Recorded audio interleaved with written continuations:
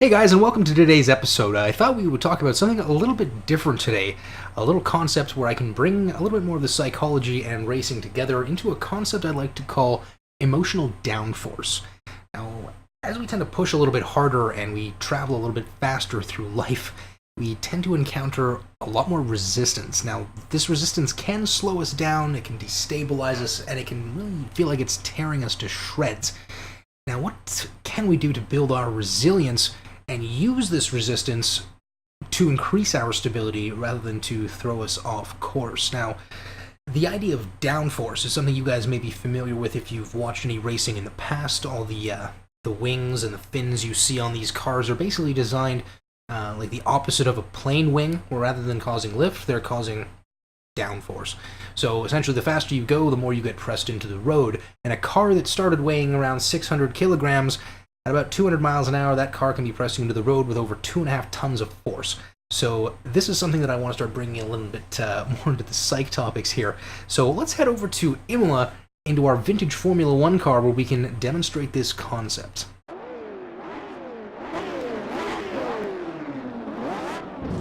So as we make a quick start off the line here, let's get right into our topic today to discuss a little bit about the 5 different factors that I'm going to be incorporating into this emotional downforce topic.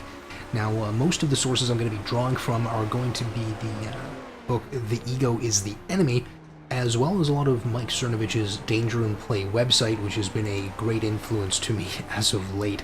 So I'm hoping that Ryan Holiday and Mr. Mike Cernovich are going to be able to provide us with some excellent insight for today's episode. So the first thing I wanted to discuss was Locus of Control. Now, this can be either internal or external, and basically what this concept discusses is the amount of influence you believe you have over your life or that you believe outside forces have over your life. So if you have this belief that everything that happens to you is because of something else and not because of you, you will find yourself powerless in a lot of situations, and you're not going to find yourself resilient to a lot of the shit life is going to throw at you. And make no mistake, I mean, if you're in your teens or your early 20s, you may think life is rough now, but the challenges that life will throw at you later are going to make the problems you have right now pale in comparison. Now, obviously, I don't want to downplay what it is that you might be feeling right now, but you'll find that with age you may gain a little bit of perspective on some of the struggles you went through when you were younger. Now, if you have an internal locus of control, you can say that, well, you know, a lot of the stuff that's wrong in my life, it's on me to fix it. I can't be relying on my parents, the government, my community groups, the state, anything of this nature. To fix this, I gotta do it on my own. And if you do that, you're gonna be able to take back that power and restore a little bit of resilience to your life. Now, this also plays into how people can sometimes see themselves as victims. Now, if you see yourself as a victim and that victimhood is a part of your identity, it's never gonna go away. You gain far too much power from it. So, right now, if that's a role you're finding yourself in and you feel empowered when people give you attention for being a victim, it's going to be very, very challenging for you to relinquish that and take back that control of your life. So if you guys have the ability to do so, I would seriously suggest dropping the victim narrative and taking a hold of your own life once again. Now, one of the things that we have coming up next is making a clear distinction between the, being and then doing. These are two completely separate things. Doing are the actions that we take, and being is more of the state we're in, who we are, that kind of stuff. So if you're really focused on doing things, you're probably going to be able to absolve yourself of, your ego and get out of your own head a little bit. That's what a lot of this flow state stuff is, if you guys have heard of that.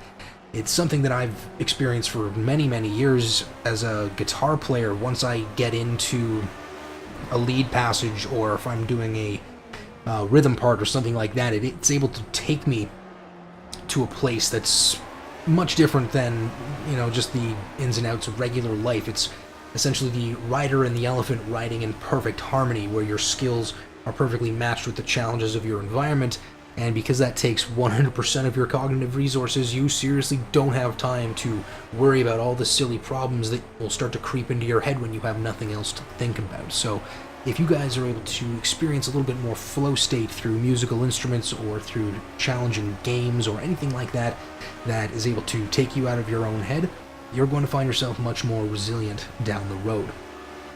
Now, next up here, ego.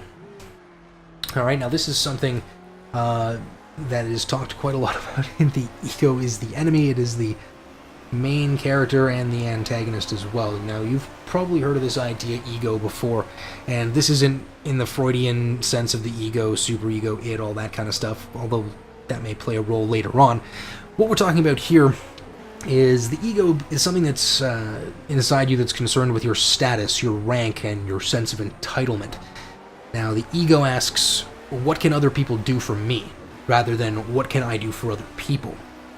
Ego tells you that now you've graduated, so you're no longer a student. And, well, frankly, the moment you stop learning is the moment you start dying, so I would seriously try to keep learning as long as you can, because that's going to be where you find the greatest deal of resilience, is learning new skills and feeling competent to meet the challenges that you're going to face later in life.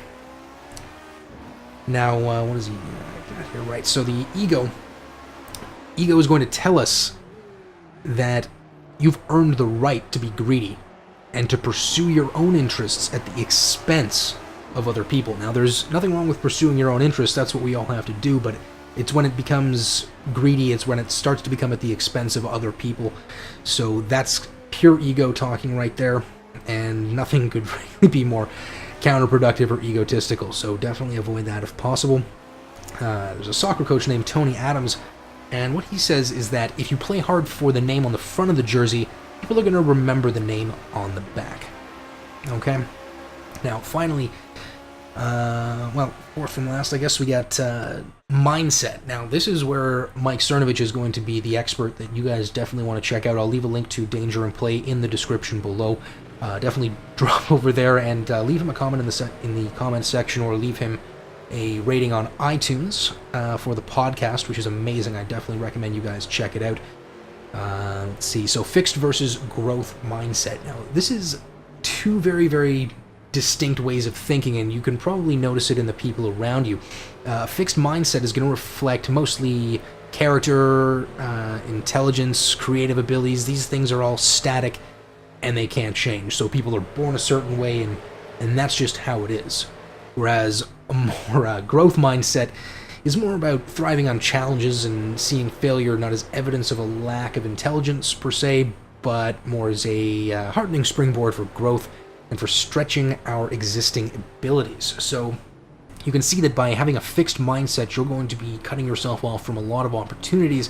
If you either believe you're too stupid to do something, or you're so smart you're above something, these things are going to cause you to miss out on a lot of opportunities. There are most definitely going to be bumps in the road. I mean, there's no way anyone could 100% plan out their life, and that's something that I had tried to do when I was younger, and I realized that, I didn't want to do any of that, and I had to change everything.